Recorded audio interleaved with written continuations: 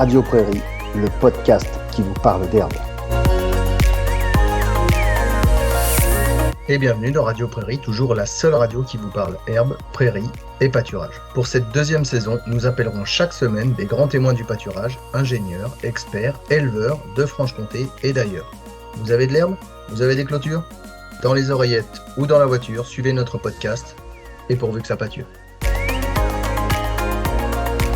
Cette semaine, Luc Delabie et Florian Anselme nous parlent du trio indissociable que sont l'éleveur, la vache et l'herbe, ou comment il n'y aura pas de prairie permanente sans ruminants ni éleveurs.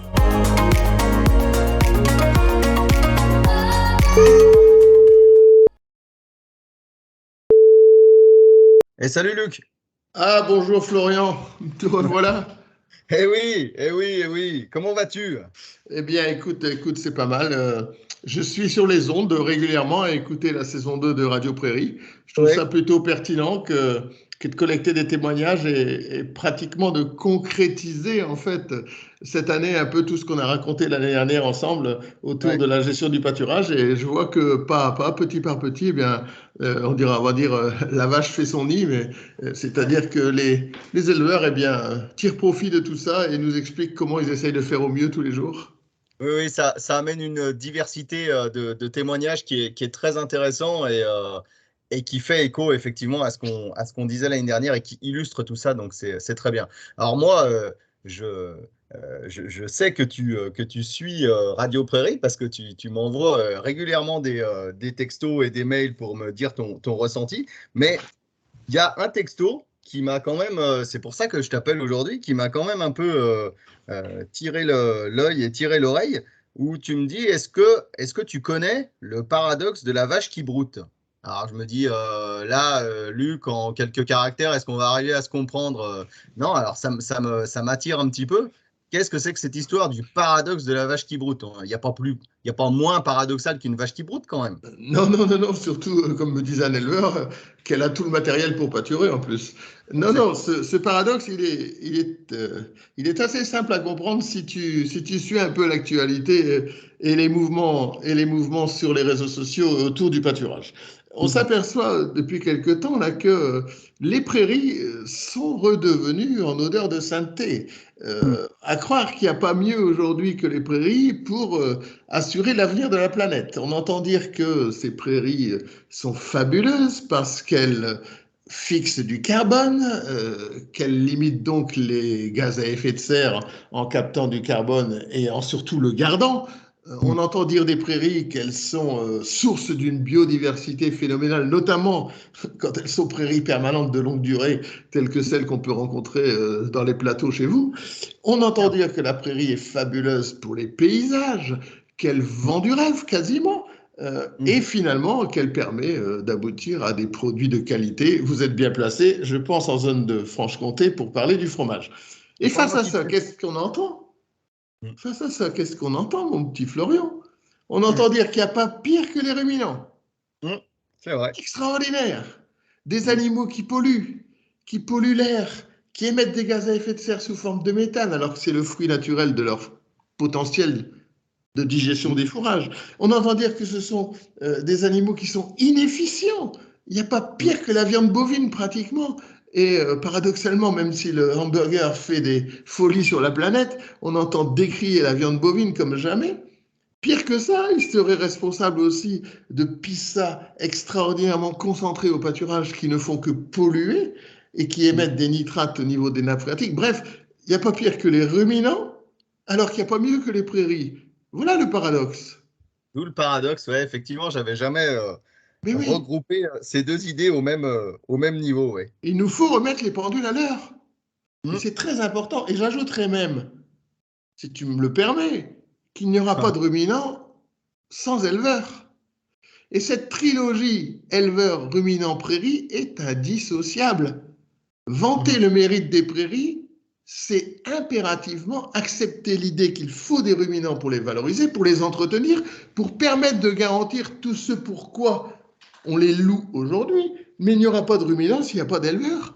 Il est plus qu'urgent de remettre les pendules à l'heure. Oui, parce que on rappelle aussi que il peut être paradoxal que la vache broute, l'être humain n'est pas capable de brouter ses propres prairies. On est d'accord. Exactement. On ne peut pas valoriser ces surfaces-là. On a donc besoin d'associés, de compagnons. Et qui sont les compagnons des éleveurs? Les valorisateurs de prairies, ce sont nos ruminants. Et c'est eux qui vont transformer cette herbe non valorisable en termes de ressources alimentaires pour l'homme dans des produits de grande qualité que sont le lait et la viande. Alors, grand Dieu, acceptons l'idée que c'est une trilogie qu'il nous faut faire vivre, éleveurs, ruminants, prairies, et l'un n'ira pas sans l'autre. On n'aura pas de prairies et on ne pourra pas les maintenir ni valoriser toutes les qualités qu'on leur donne si en face de ça, on ne met pas des ruminants qui les valorisent et qui les entretiennent. Laisse une prairie sans ruminants et tu vas rapidement voir ce qu'elle devient. Elle va s'embroussailler, elle va devenir inaccessible, elle deviendra sans valeur et on ne pourra plus rien en tirer. Et alors là, on dira que l'on a perdu et de la biodiversité et de la capacité à fixer du carbone et du paysage. Ben oui. Ben oui, puisqu'il n'y a plus les ruminants pour les valoriser. Voilà le paradoxe. Et ça aussi, c'est un paradoxe, le fait de se dire… C'est vrai, il faut faire cet exercice-là d'observer un paysage et de se poser la question, s'il n'y avait aucune intervention ni animale ni humaine, qu'est-ce que ce paysage deviendrait? Mais il faut le faire vraiment. Vivez-le physiquement, regardez un paysage et dites-vous comment ça se passe. Et effectivement, on perdrait beaucoup d'atouts. Ouais. Et c'est pour ton info, cette question-là, elle est au cœur du prochain congrès européen que l'on anime fin juin à Caen, congrès européen des herbages, qui va effectivement se poser la question comment faire mieux pour les prairies grâce à des ruminants. Et les deux seront indissociables et les éleveurs seront bien évidemment associés à ce programme. Donc, il faut bien qu'on garde conscience que c'est un tout, le système pâturé. C'est des prairies, c'est des vaches, c'est des éleveurs. Et c'est cette trilogie, c'est ce trio qui va nous faire réussir le challenge autour de la valorisation des atouts de ces prairies. Ouais, et puis, quand même, rappeler, alors là, on est en train de s'élever un petit peu, de prendre un petit peu de hauteur, mais restons à peu près à cette hauteur, redescendons peut-être à peine, mais quand on revient sur l'actualité, on voit tout ce qui se passe en termes de coût des matières premières. Là encore, on l'a déjà expliqué depuis l'année dernière, les valeurs azotées de l'herbe. Il y a moyen que quand même tout le monde s'y retrouve, y compris l'éleveur dans ses achats de compléments azotés. Oui. On est, en gros, à quasiment tout le temps à plus de 18% de protéines dans de l'herbe pâturée. Donc, on doit avoir moyen aussi de lutter contre le coût des matières premières avec la prairie. Tout à fait, c'est d'ailleurs l'objet de l'article que je propose pour ce fameux congrès dont je te parle, là. C'est l'herbe pâturée, une ration complète à elle toute seule. Voilà. Une ration naturellement complète. Et ça, c'est un atout énorme. C'est-à-dire qu'on va pouvoir combiner avec l'herbe pâturée à la fois les atouts économiques et les atouts environnementaux. Et ça, c'est quand même pas si facile que ça que de mener les deux. Et c'est pour ça que je voudrais qu'on lève ce paradoxe dont on parlait en début de propos et qu'on essaie de reconnaître le fait que c'est bien la vache qui broute, les ruminants qui valorisent l'herbe, qui vont faire en sorte que la prairie derrière pourra mettre en avant tous ces atouts dont on parle. Et là, il y a un gros enjeu autour du Green Deal et de la réforme de la politique agricole commune qui devrait mettre effectivement en avant ces atouts-là et stimuler le développement du pâturage pour favoriser effectivement le maintien des prairies et pour que les éleveurs puissent en tirer profit tout en ayant un impact environnemental positif. C'est quand même super intéressant, mais c'est aussi un sacré challenge que de casser ce paradoxe de la vache qui broute. Ouais, et c'est vrai qu'on n'entend pas si souvent parler de ça, de l'herbe pâturée dans la PAC, effectivement. Alors moi, si je t'entends bien quand même, pour résumer, et avec tout l'esprit bisounours qu'on peut me connaître, je me dis que finalement, la prairie pâturée, quand on se fait le schéma, elle rassemble, elle peut mettre d'accord un certain nombre de personnes qui n'étaient pas forcément d'accord au départ.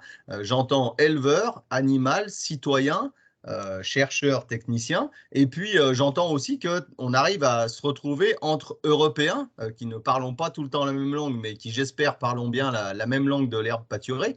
Et tout ceci fait que ça pourrait mettre un petit peu tout le monde d'accord quand même, quoi. Oui, je trouve que la prairie est un excellent terrain de réconciliation.